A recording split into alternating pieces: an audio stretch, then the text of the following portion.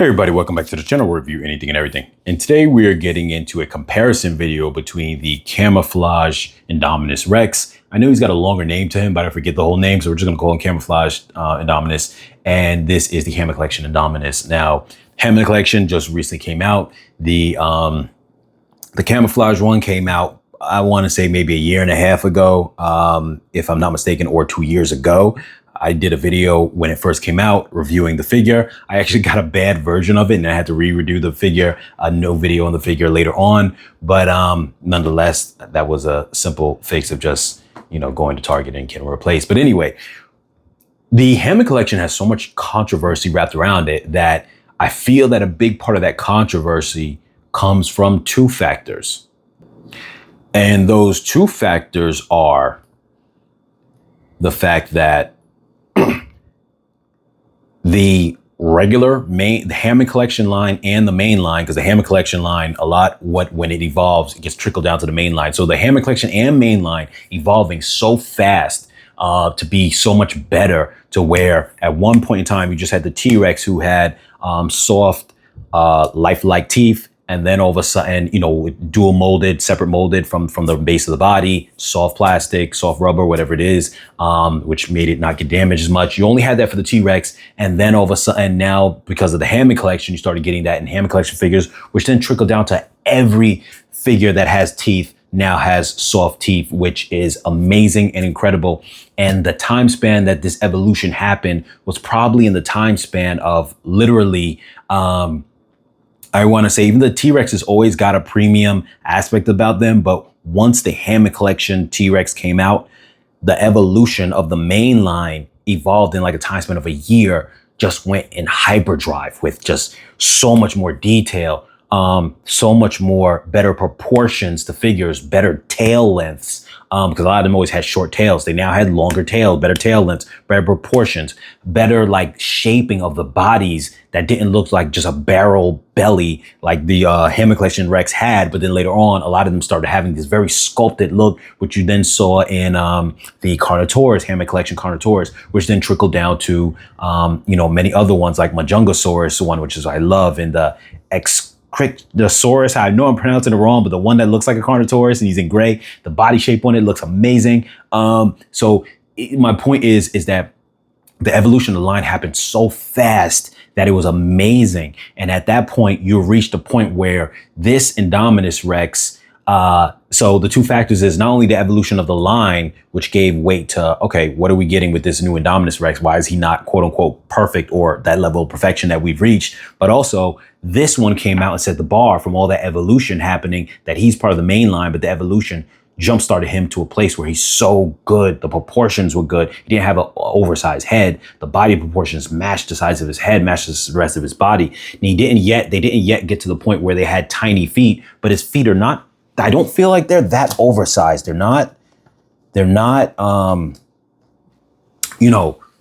to the size that these ones are, to the size they're supposed to be, but they're not super, super big. It could be Rexy Hammond Collection big, and they're not. So it definitely, but for the most part, a lot of things, he's got even the soft quills on the top, very good. And I felt that's what raised the bar to where we looked at this figure and said, what are we getting now? This one should not be comparing to this one. And even though this one has so much more detail, it's so much you could see that, there's a feel about this one that feels nice. First off, and let's just jump right into it, the paint job.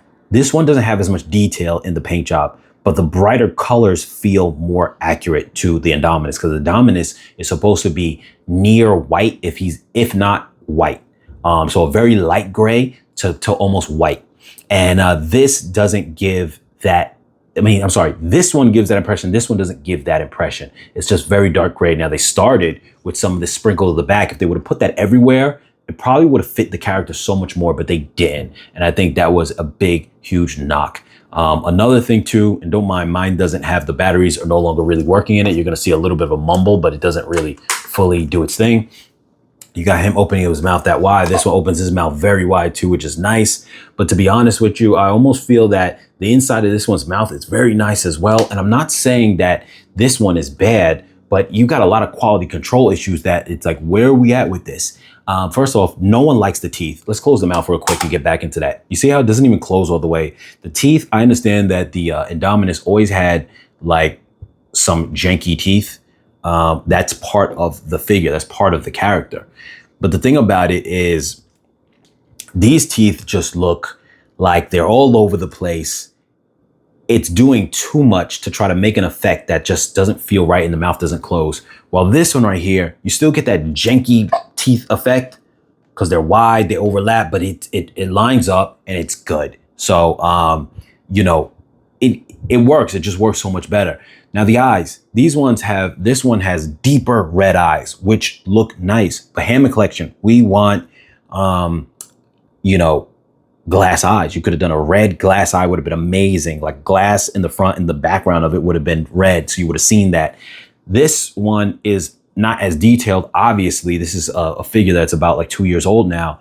But, you know, other than the Hammond Collection one having deeper, let me zoom back in, having that deeper red, this still is not bad. It's red. It's not as good. But my point I'm trying to say, for a 2-year figure, this bar is still nice. And when you look at the small parts of it, the Camouflage one is not as good as the Hammond Collection, but the sum of its parts for some reason gives you more than what the individual parts seem to add up to. Like when you put it all together, it just feels really nice. Now looking at it compared to the Hammond Collection, it's almost like the Hammond Collection is almost in HD, and this is like in standard definition. It's a little more soft in its look, but there's something about it that looks to proportions and everything just feels really nice. It really does. And so also the let me see. I'm trying to pinpoint what it is that just really like does it, because like I said, the proportions are good on both, but it's like something about this Hammond Collection is just there's just something about it that's just missing from there, and I don't really know how to pinpoint it. This one did have the little scan thing here, which is almost similar to battle damage. Like some people didn't like this, but I actually didn't mind it. I actually thought it was pretty cool.